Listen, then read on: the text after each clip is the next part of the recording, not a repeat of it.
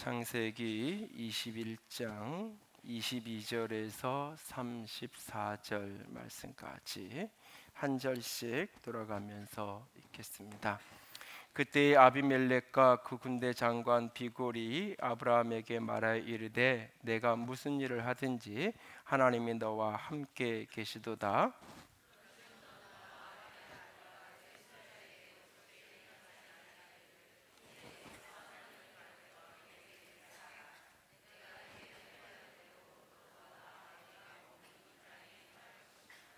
아브라함이 이르되 내게 맹세하리라 하고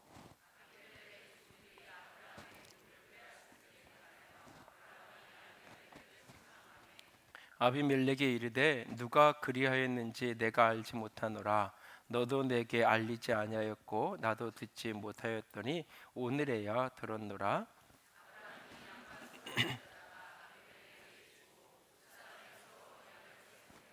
아브라함이 7 암양 새끼를 따로 놓으니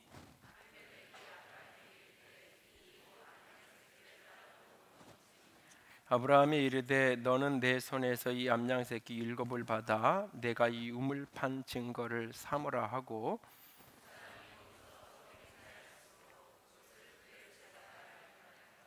그들이 브엘세바에서 언약을 세우매 아비멜렉과 그 군대 장관 비골은 떠나 블레셋 사람의 땅으로 돌아갔고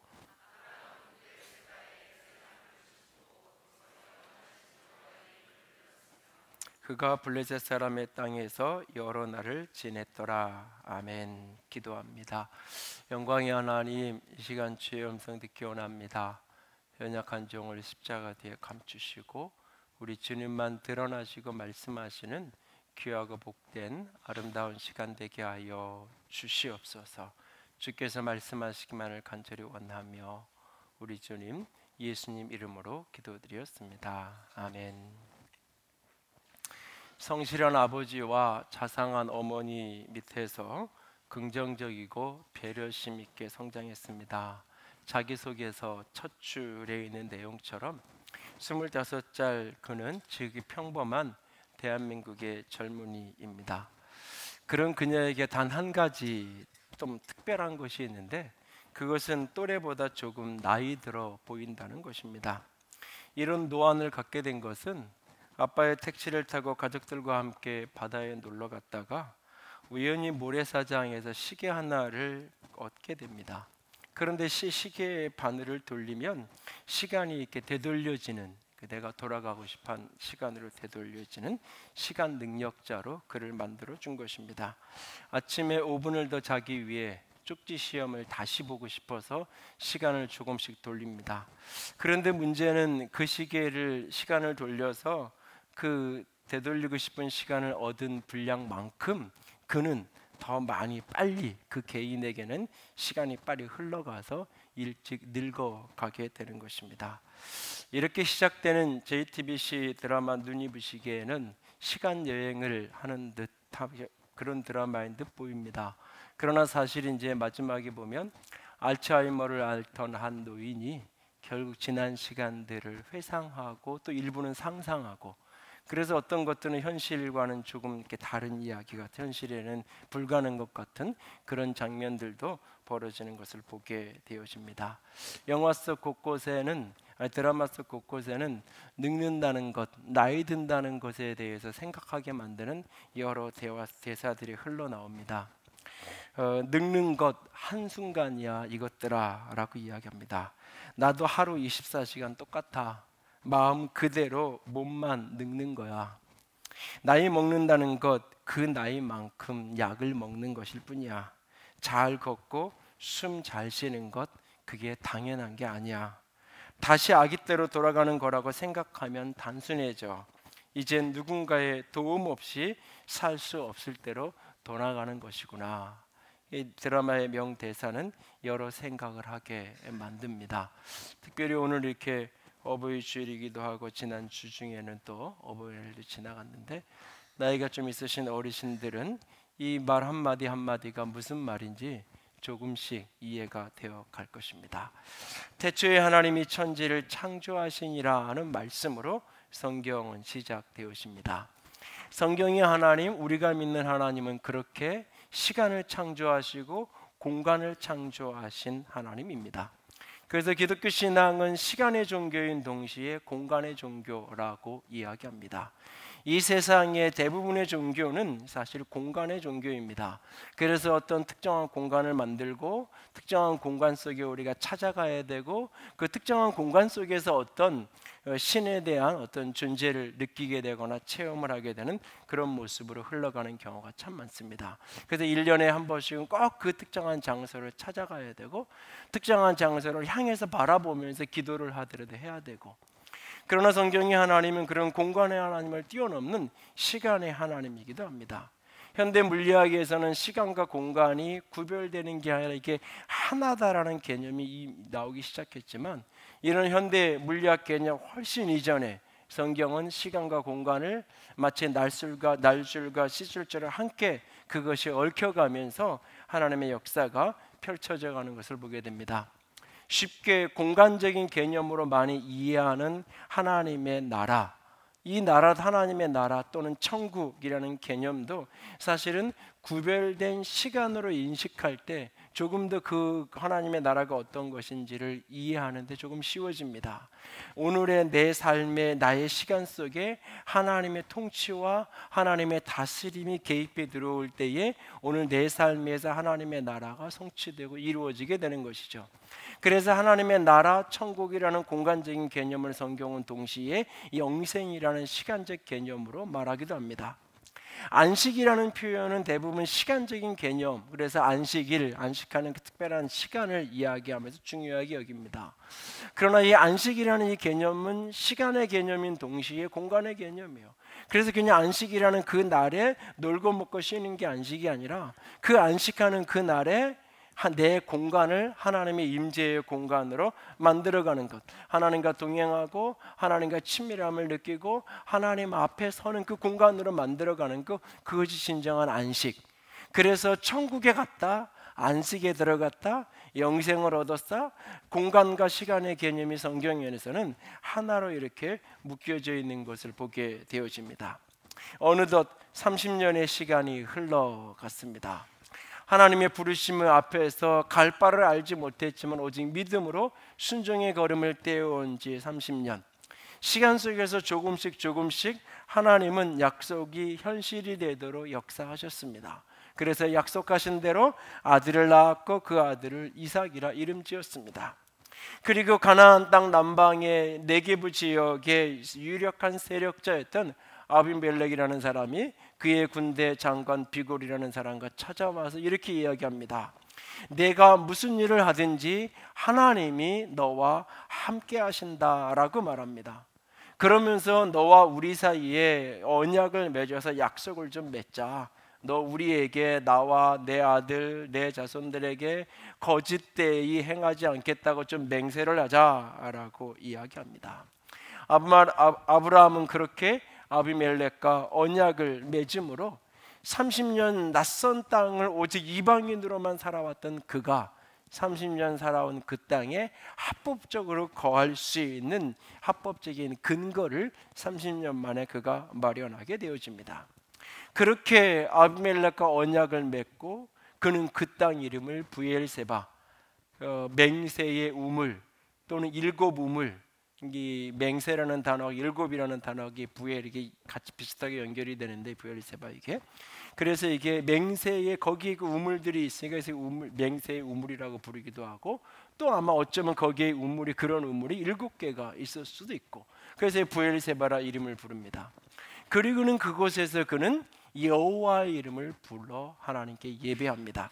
창세기 13장과 14장 처음 30년 전에 아브라함이 본토 친척 아비 집을 떠나서 갈 바를 알지 못한 상태에 따라와서 처음 도착했던 가나안 땅, 그곳에서 그가 가장 먼저 한 일이 뭐냐면 제단을 쌓고 하나님의 이름을 불렀던 일이었어요. 그리고 오랜 세월 동안 창세기 14장 이후에 그가 하나님의 이름을 부르는 장면이 없어요.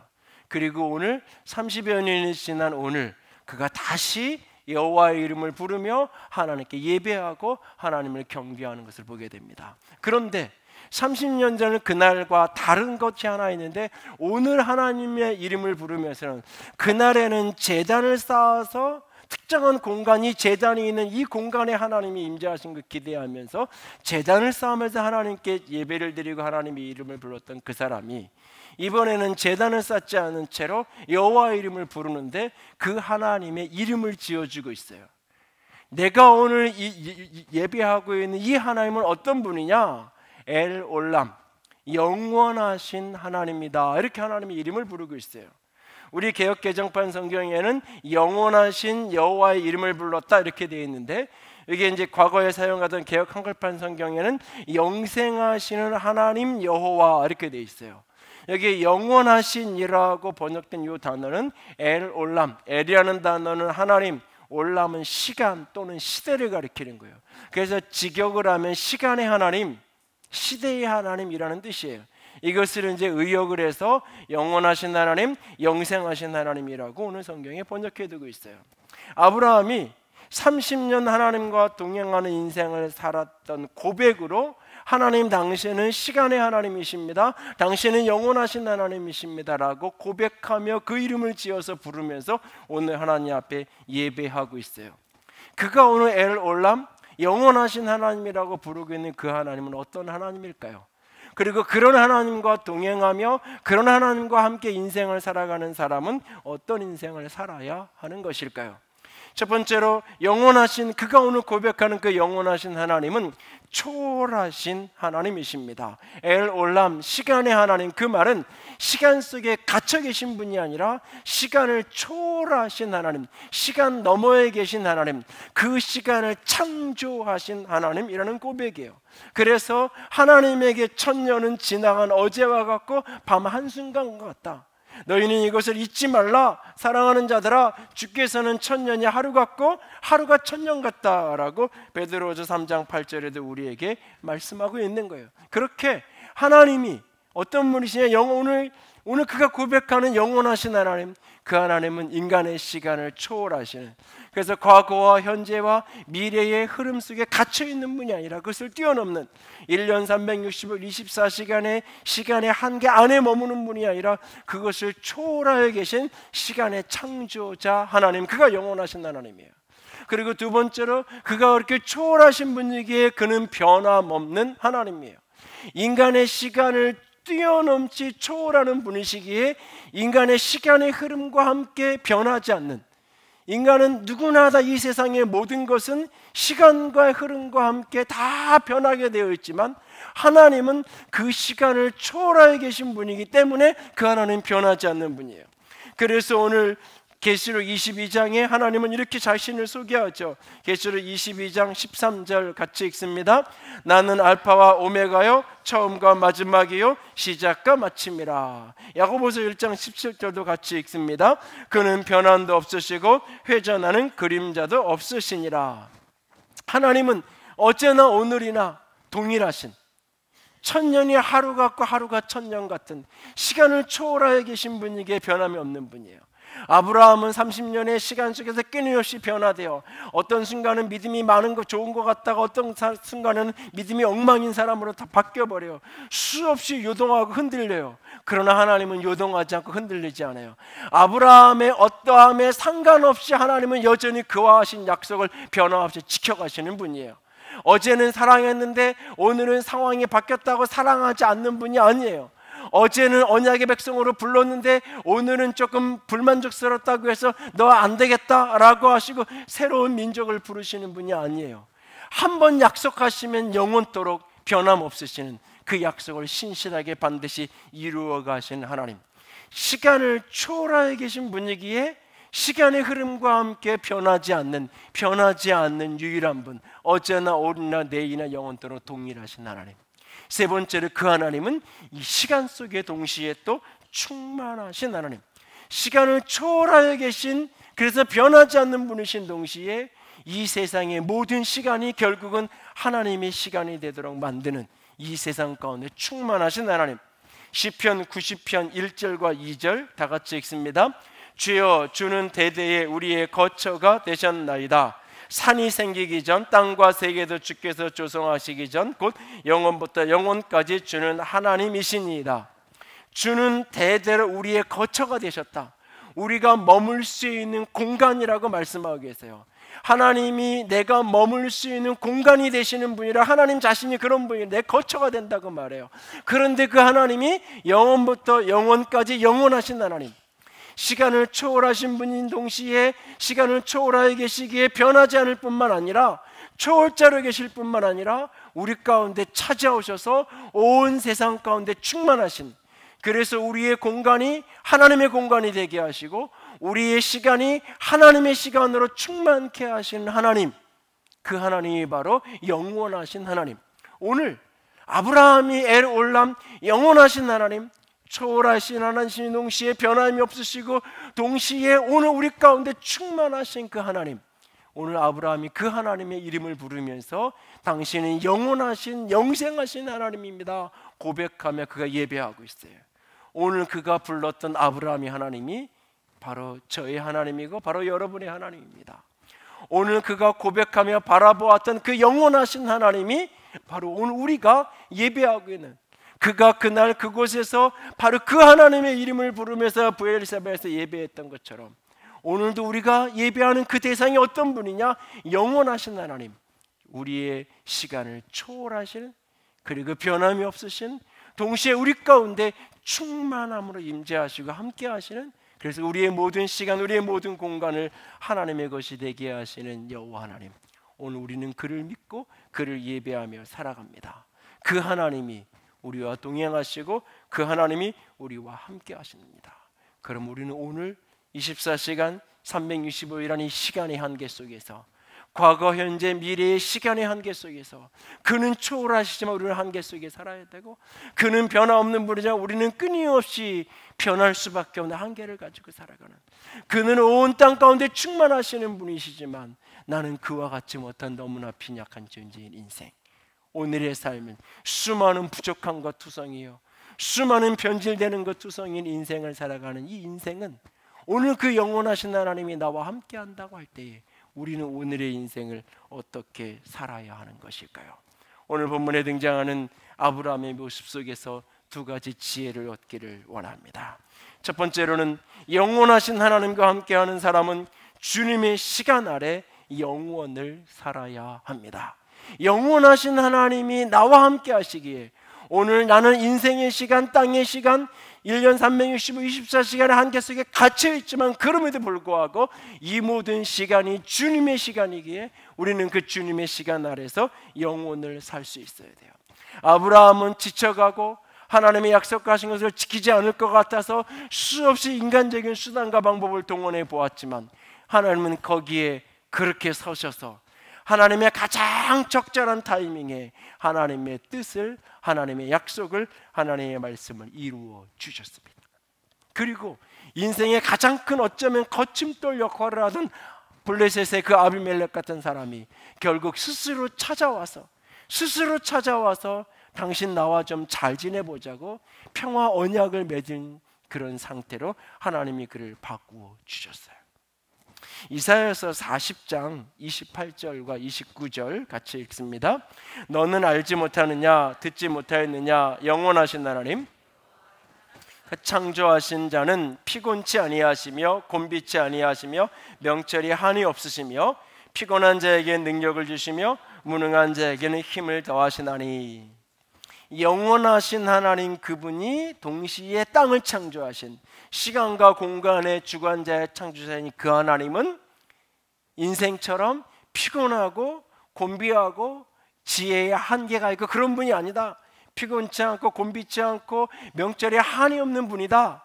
그런 존재로 끝나는 게 아니라 그 하나님이 우리와 함께 하시면서 피곤할 수밖에 없는 우리에게 능력을 주시고 무능할 수밖에 없는 우리에게 힘을 더하여 주신다라고 말씀하고 계세요. 오늘 본문 속에서 아비멜렉이 아브라함을 찾아와요. 그리고 아비멜렉이 왜 찾아왔을까? 왜 찾아와서는 너 보니까 당신이 하는 모든 일을 하나님이 함께 하십니다 라고 이야기하는 이유가 뭘까?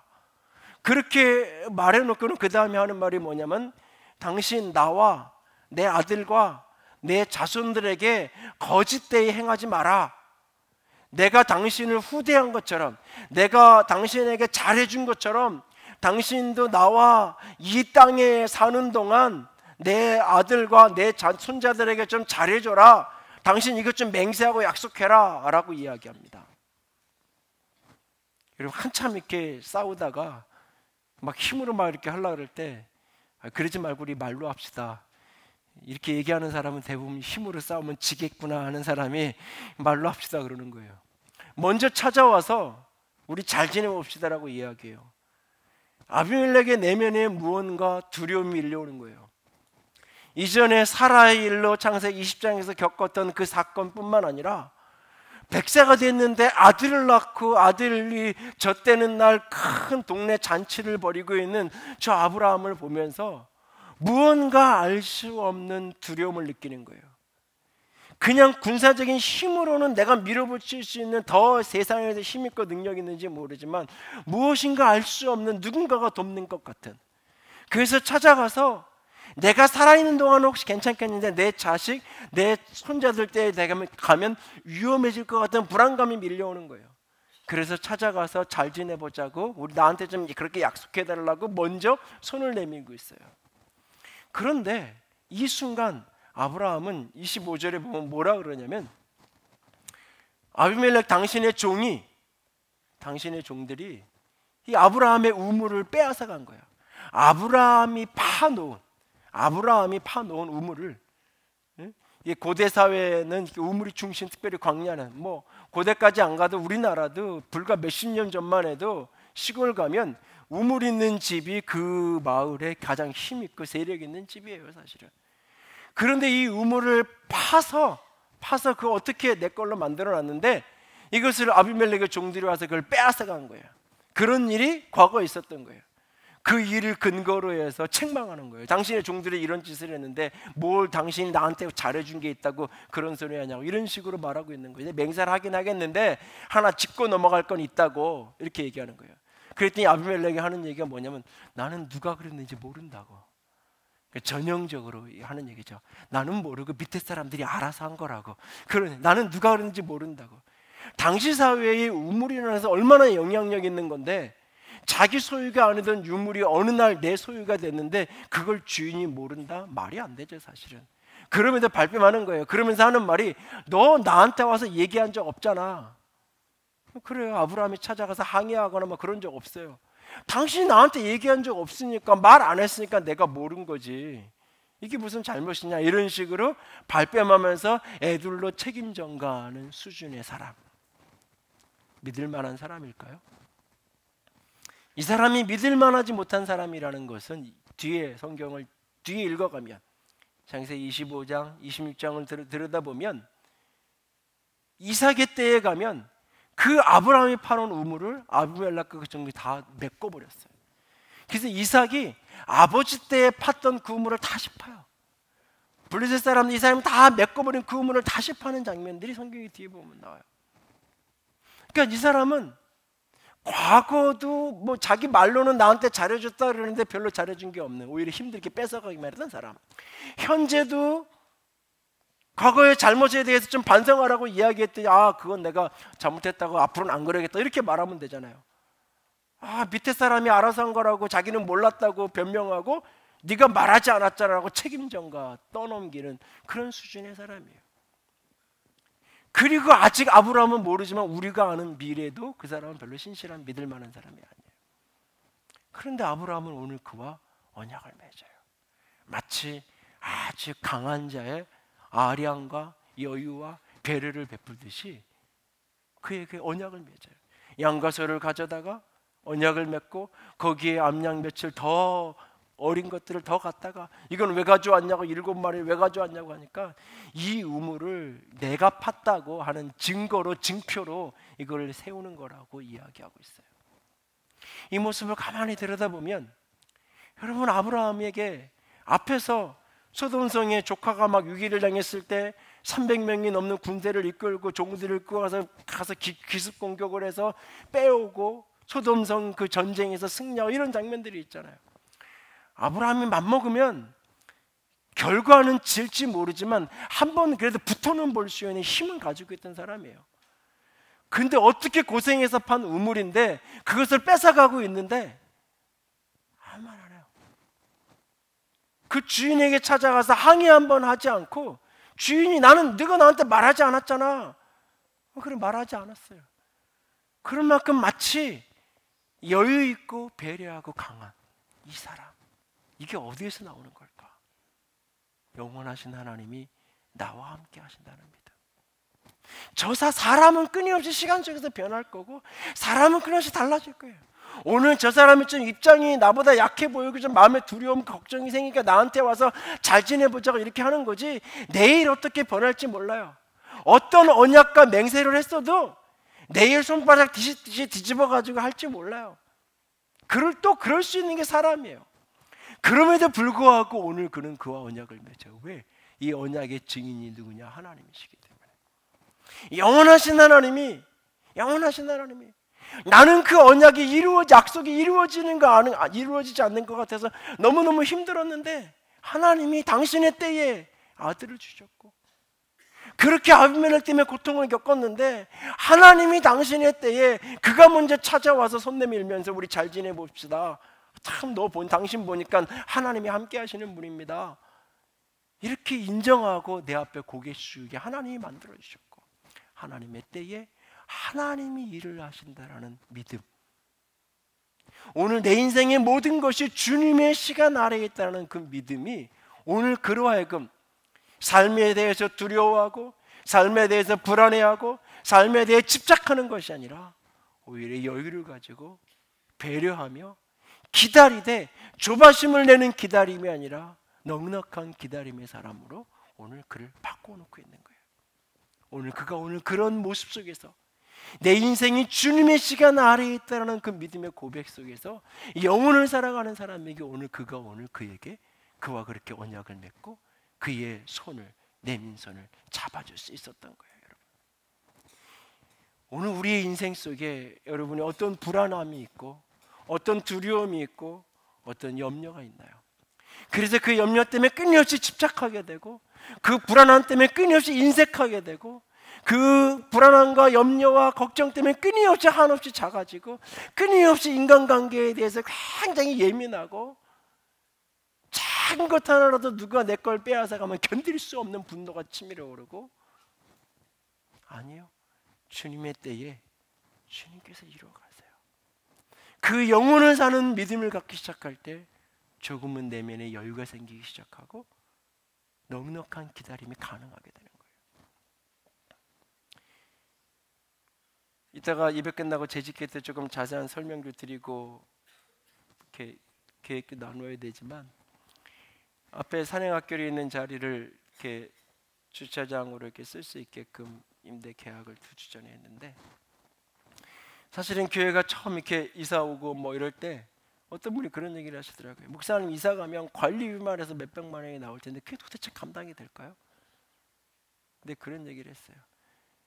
30평 이사 가면서, 아파트 이사 가면서 30평 아파트 관리비 걱정하는 사람은 그 이사 가면 안 된다고. 그 이사 가면 안 되고 그 사람은 그냥 15평짜리 계속 살아야 된다고. 그게 걱정이고 불안해서 그것 때문에 계속 내 앞길을 못 가겠으면. 교회가 이사 오면서 제일 사실은 문제거리 중에 하나가 주차예요. 근데 오자마자 사실은 뭐 이 건물 하나 한 30대 된다 그래도 부족하죠. 그냥 이 산행학교 학교 운영하던 자리 그냥 주일날 비어 있으니까 들어가서 그냥 됐어요. 근데 사실은 뭐라고 안 그러시고 그 운영하시던 목사님이 지난 2년 반 동안 잘 교회가 그냥 쓰게, 무상으로 잘 쓰게 해주셨어요. 그때 아마 건물주가 교회에 와서 이게 주차장으로 쓰게 이렇게 조건 제시하면서 이거 하라 그랬으면 그때는 교회가 형편이 안 돼서 그걸 이렇게 하라고 얘기를 해도 우리가 임대를 못했을 거예요. 2년 반 동안 그렇게 거의 무상으로 쓸 수 있게 하더니 이제는 이런저런 일들을 좀 겪어가면서 이렇게 임대할 수 있는 조건이 되고 교회도 감당할 수 있는 형편이 돼서 그럼 우리가 하겠다고. 저 건물이 주택으로밖에는 쓸 수 없는 건물이에요. 근린시설 아무로 쓸 수가 없어요. 그래서 이름을 이 맞은편은 드림 센터라고 줬으니까 저 맞은편은 드림 하우스로 줘야 되겠다 내가. 그랬더니 기도하면서 1000개를 누설을 해가지고 기도 시간에 먼저 얘기를 그랬는데, 그래서 이제 저쪽에 기도할 수 있는 그런 공간, 기도의 집 이런 공간으로 좀 내부는 좀 만들고 바깥에는 주차를 조금 더 잘 할 수 있게끔 평탄 작업을 좀 해야 되겠다. 뭐 그런 계획을 이제 장로님들하고 나누고 그랬는데요. 불과 올 초만 해도 어떤 분이 목사님 주차장 때문에 저한테 와서 이거 어떻게 해결해야 되는 거 아니에요? 해결해야죠. 근데 그 막 이런다고 해결되는 거예요. 이런다고 해결되는 거 아니잖아요. 해결해야죠. 방법이 있을 거예요. 걱정하지 마세요. 집사님이 뭐 수십억대 재산이라 갑자기 땅을 살 것도 아니고 그냥 뭐 속 끓인다고 집사님 마음 힘드니까 편하게 하시고 기도하자고. 지난 시간들을 제가 쭉 돌아보면 계획하고 준비하긴 해야 되지만 불안하고 두려워하고 걱정한 것이 아무런 의미가 없어요. 하나님은 당신의 때에 정확하게 당신의 일을 해가세요. 제가 지난 한 주 이런저런 생각을 하다가 마음속에 자꾸 그 주님의 시간에 이 찬양이 오래된 복음성가가 입에서 자꾸 흥얼흥얼거리시더라고요. 주님의 시간에, 주님의 시간에. 근데 이 복음성가 이 과거 번역에 보면 기다리는 표현이 1절, 2절에 5번 나와요. 근데 사실은 기다리는 게 지치잖아요. 그래서 원문 이렇게 원어 이렇게 영어 가사를 보니까 기다려라는 웨이트라는 단어가 단 한 번도 없어. 단 한 번도 없는데 왜 이렇게 기다리라고 번역을 했을까?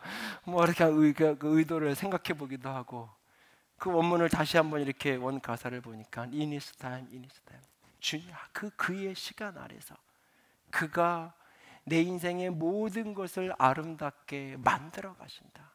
아름답게 만드신다. 언제? 그분의 시간에. 그분의 시간에. 그러니 하나님 그렇게 고백해 놓고 하나님께 기도해요. Lord please 하면서 하나님께 기도해요. 나의 모든 날들을 보여달라고. 주님의 길을 나에게 가르쳐 달라고. 그리고 주님이 말씀하시고 약속하신 대로 당신이 말한 대로 당신의 말을 이루어 달라고. 이니스타인 주님의 시간에. 이걸 오늘 찬양을 찾다 보니까 찬송가에 623장의 번역을 그래도 원문에 조금은 가깝게 일반적으로 부르는 복음성가의 찬양보다 조금 더 정확하게 623장의 번역을 해서 찬송가에 이게 들어와 있더라고요. 보니까 우리 이 곡을 잠깐 한번 같이 부르고 말씀을 조금 더 이어갔으면 좋겠는데, 주님의 시간에 아름답게 모든 것 변하리. 주님의 시간에, 주님의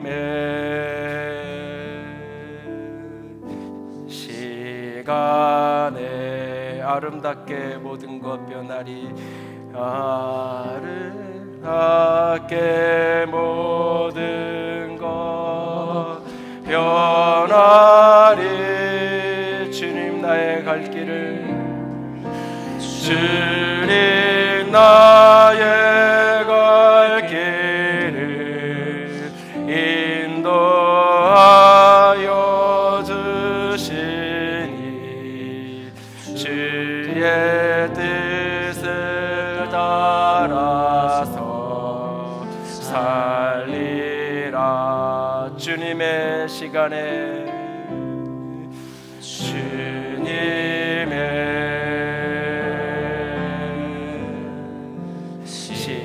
시간에 아름답게 모든 것,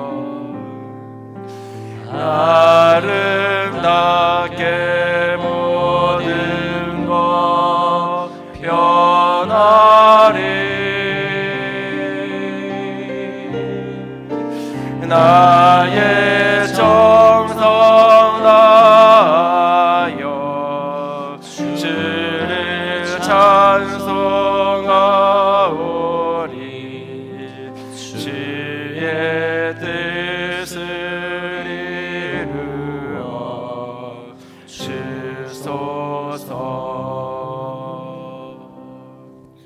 저절로 변하는 게 아니라 주님의 시간에 주님께서 우리 인생의 모든 것을, 내가 아팠던 것, 힘들었던 것, 기다림에 지쳐서 너무나 고통스러웠던 것, 내가 그렇게 힘들여 판 우물을 빼앗겼던 그 모든 아픔을 주님의 시간에 아름다운 것으로 주님께서 바꾸어 내실 거예요. 그분께서 그렇게 만들어 가실 거예요. 그 영원하신 하나님을 오늘 믿고 그분이 나와 함께 하시기에 오늘 그르는 배려하며 여유를 가지고 오늘을 살아가고 있는 거예요.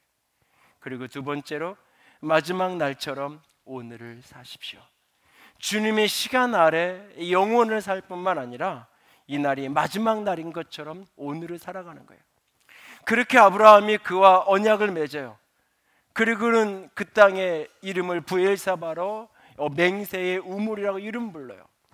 그리고는 그가 거기서 아주 한 가지 예외적인 행동을 해요. 거기에 나무를 심어요. 에셀나무라고 불려지는 나무를 심어요. 광야를 사는 사람들에게 제일 중요한 게 두 가지의 우물이 있어야 되고 나무를 쉴 수 있는 그늘이 있어야 되고, 그런데 거기 원래 우물이 있었으니까 그 우물을 맹세의 우물이라고 이름을 불렀고, 그리고는 그가 에셀나무를 심어요. 여러분, 주님의 시간에 모든 것이 이루어질 것을 믿었어요. 그랬더니 보니까 여기에 큰 그늘이 될 수 있는 아름드리 나무가 있는 게 아니에요. 그는 오늘 거기에 나무를 심어요. 에셀나무는 많이 자라면 9m까지도 자라는 상록수, 잎이 무성한 그런 나무예요.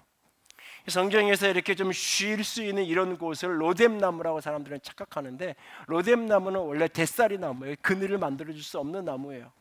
노뎀나무 아래에 있었다는 것은 쉬었다는 게 아니라 그거는 죽기를 가고 연자농성하는 거예요. 사실은 에셀나무는 잎이 무성한, 그리고 그 잎이 짠맛이 나는 염도 성분이 있는 그런 어떤 나무로 유명해요.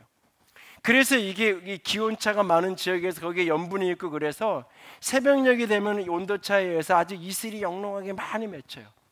그래서 그 맺힌 이슬이 너무 아름다워서 시와 노래의 소재가 되기도 해요. 그리고 해가 떠오르면 그 이슬이 증발해 올라가면서 그 밑에 증발에 의해서 열이 빼앗아 가면서 그늘을 만들어주면서 이 바깥쪽하고 많게는 10도까지 차이가 날 만큼 시원하게 만들어준다 그래요. 그 에셀나무를 통해서 수분도 일정 부분 이슬을 통해서 공급받기도 하고, 거기서 이렇게 쉴 수 있는 곳. 내가 주님의 시간에 주님께서 이루어질 것을 믿고 그냥 가만히 있었더니 어느 날 보니까 여기 에셀나무가 있네, 여기 가서 쉬면 되겠다, 그게 아니에요. 하나님이 그렇게 일하심을 믿는 만큼 오늘을 사는 거예요. 그래서 그는 오늘 가서 에셀나무를 심어요. 오늘 땀 흘려서 심어요. 과거 때문에 오늘을 희생하지도 않고 미래 때문에 오늘을 잃어버리지도 않아요. 그러나 오늘을 그가 살아가는 거예요. 전도서 11장 6절과 7절에 아주 재미있는 말씀이 있어요. 같이 읽습니다. 너는 아침에 씨를 뿌리고 저녁에는 손을 놓지 말라. 이것이 잘 될는지 저것이 잘 될는지 혹 둘이 다 잘 될는지 알지 못함이니라. 빛은 실로 아름다운 것이라 눈으로 해를 보는 것이 즐거운 일이로다. 6절과 7절을 어떤 성경에는 문단이 나눠져 있어요. 그래서 6절까지로 문단이 끊어지는 경우가 있어요. 그러면 6절까지만 딱 읽고 본문을 묵상하기 시작하면 굉장히 짜증나요. 왜? 아침에 씨 뿌렸는데 저녁에도 쉬지 못하면 나는 어떻게 살라고, 이런 느낌이 들 때가 있어요. 이게 잘 될는지 저게 잘 될는지 둘 다 잘 될는지 나는 성경을 한 구절 붙이고 싶어. 둘 다 안 될지도 모르잖아요. 뭐 이런 구절이 이렇게 질문이 오면서 이 성경 구절이 한편으로는 굉장히 삶의 어떤 열심히 살아가라는 이야기로 들리면서도 굉장히 부담스러워요. 힘겨워요. 그런데 바로 7절에 빛은 실로 아름다운 것이라 눈으로 해를 보는 것이 즐거운 일이다. 아침에 씨를 뿌리러 나가면서 씨 뿌리는 그것에 만 빠져있지 말고 아침에 떠오르는 해를 바라보라는 이야기예요. 조금은 그런 여유를 가져도 된다는 거예요. 그래, 저녁에도 일을 해야 되니까 저녁에도 손을 놓지 말아야지. 그러나 저녁에 떠오르는 저 별빛을 바라보면서 빛이 얼마나 아름다운지를 잠시 생각하는 삶의 여유를 가지고 살아가라는 이야기예요. 과거에 대한 후회와 회한 속에 어떤 사람은 살아가요. 끊임없이 만나서 이야기하면 과거에 대한 이야기만 해요. 신앙과 삶 다 과거에 대한 이야기 속에, 과거의 성공과 실패 속에 오늘을 잃어버리는 사람이 있는가 하면, 또 어떤 사람은 늘 미래의 이야기만 해요. 그리고 미래를 위해서 오늘은 끊임없이 최선을 다해서 준비하는 것까지는 좋은데, 그게 아니라 불안과 두려움 속에 오늘 마땅히 살아야 될 삶을 기쁨으로 살아가지 못하는 이들을 종종 만나요. 영원하신 하나님을 우리가 믿기 때문에, 그리고 내가 그 하나님의 시간 아래 영혼을 살기 때문에, 그분의 일하신 것을 믿는 사람은 오늘 내가 할 수 있는 일, 과거 아무리 후회한들 내가 할 수 있는 게 아니에요. 미래 아무리 준비한들 내가 원하는 미래를 나는 가져올 수 없어요. 가져올 수 없어요. 여러분이 지금 서 있는 그 자리, 10년 전에 이 자리에 여기에 있을 걸 예상했고 그 자리에 정확히 와서 서 계신가요? 여러분이 계산하고 준비한 그 시간 타이밍대로, 그 루트대로, 그 길대로 걸어서 여기에 와서 서 계신가요? 아무리 열심히 준비했고 아무리 치밀하게 계획해도 인생은 그렇게 흘러가는 게 아니에요. 과거도 미래도 내가 살 수 있는 게 아니에요. 나는 오늘을 사는 거예요. 오늘을 사는 거예요. 미래를 꿈꿀 수 있지만 오늘을 사는 거예요. 아브라함은 그날 영원하신 하나님을 바라보면서 오늘 에셀나무 한 그루를 거기에 심고 있어요. 그리고 그 나무가 자라서 언젠가 내게 그늘이 되어주고 내게 쉴 곳이 되어줄 것을 믿고 오늘 땀 흘려 씨를 뿌리는 거예요. 오늘 나무 한 그루를 심는 거예요. 그게 바로 영혼을 살아가는 사람들의 모습이에요. 오늘 영원하신 하나님, 그 하나님이 나와 함께 하십니다. 주님의 시간 아래 영혼을 바라보는 여유를 가지시고, 그 주님의 시간 아래 오늘이 마지막 날인 것처럼 오늘이라는 하루를 살아갈 수 있기를 원합니다. 김영석 교수가, 연세대학교 명예교수이신 그분이 그런 얘기를 하잖아요. 백세를 살아보니라는 책에서 인생의 황금기가 언제라고 생각하십니까? 인생의 황금기는 60에서 75세.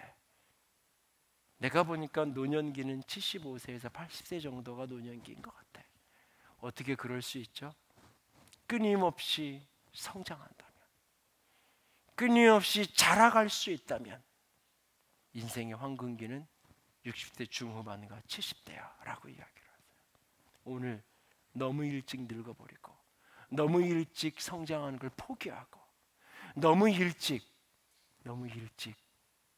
도전을 멈추고 있나요? 오늘이라는 날을 다시금 세워갈 수 있기를 원합니다. 서두에 나누었던 눈이 부시게로 김혜자 권사님이 지난주에 백상예술대상 연기 대상을 수상하면서 수상소감을, 그 드라마의 엔딩 장면에 나왔던 나레이션을 가지고 마지막 수상소감을 이야기해요. 드라마의 주인공이 김혜자예요. 드라마의 작가가 김혜자 권사님, 그분을 생각하면서 드라마를 쓴 거예요. 본인의 나이가 70대 후반, 80을 앞두고 있어요. 젊은 후배들과 제자들과 많은 사람 앞에 그가 했던 그 멘트는 드라마 속의 대사이지만 후배들을 향한, 수많은 사람들을 향한 그의 부탁이에요. 나의 힘이 되신 여호와여, 내가 주님을 사랑합니다. 주는 나의 반석이시며 나의 요새시라. 주는 나를 건지시는 나의 주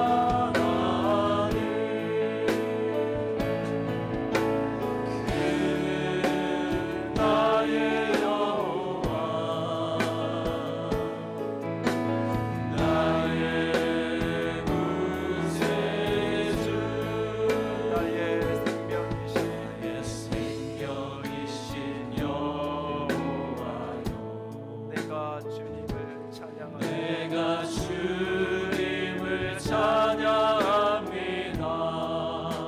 주님은 변함없이 주는 나의 어제도 오늘도 내일도 나를 사랑하시고 나의 의지시라. 주는 나를 이끄시어 주의 길로 인도하여 주의 길 인도하시니 나의 생의 목자 되시니 내가 나의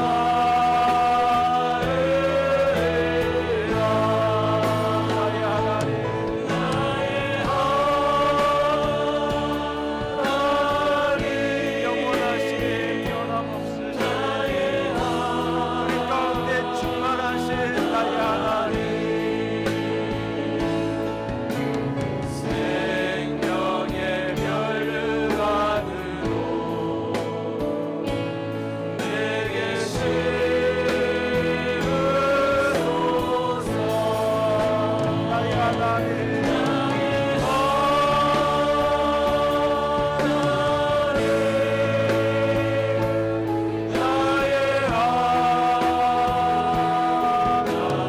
내 인생의 모든 것을 아름답게 하신 나의 하나님 나의 여호와 나의 구세주. 이제 함께 기도합니다. 삶이 두렵고 염려와 불안 속에 여유를 잃어버리고 배려를 잃어버리고 기다림을 잃어버린 내 모습을 주님 도와 주시옵소서. 하나님이 이루신다는 것을 믿는다는 그 미명하에 게으르고 나태하고 오늘 심을 줄 모르는 나를 새롭게 하여 주시옵소서. 어제의 아픈 과거에 갇혀 살지 않겠습니다. 아주 오지 않은 미래를 위해 오늘을 잃어버리지 않겠습니다. 영원하신 하나님, 시간의 하나님, 오늘을 살 수 있는 힘과 능을 더하여 주시옵소서. 같이 기도합니다. 사랑의 하나님, 영광의 하나님, 나를 사랑합니다. 아버지, 당신만을 바라봅니다. 아버지,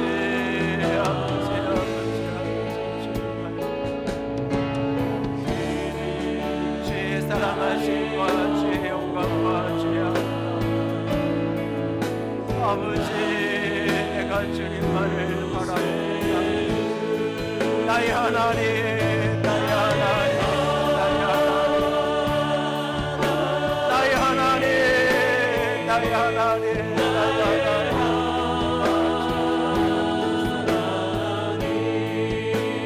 아버지, 영원하신 하나님,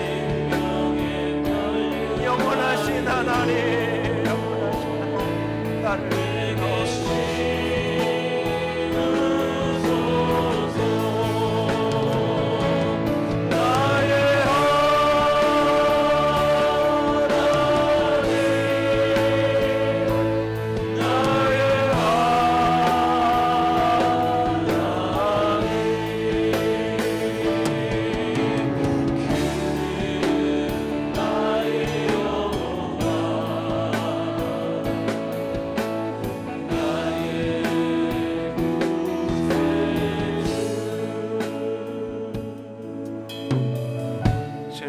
사랑합니다. 아브라함이 30년 인생의 고백으로 하나님을 시간의 하나님, 영원하신 하나님이라고 고백한 것처럼 나도 그렇게 고백합니다. 초월하시며 변함없으시며 충만하신 나의 하나님, 내 모든 날들이, 내 모든 시간이 주님의 것임을 믿습니다. 주의 시간 아래 영혼을 살게 하시고 그날이 마지막 날인 것처럼 오늘 하루를 땀과 눈물로 사는 아름다움이 있게 하여 주시옵소서. 주님 사랑합니다. 주의 이름으로 축복합니다. 우리 주님 예수님 이름으로 기도드렸습니다.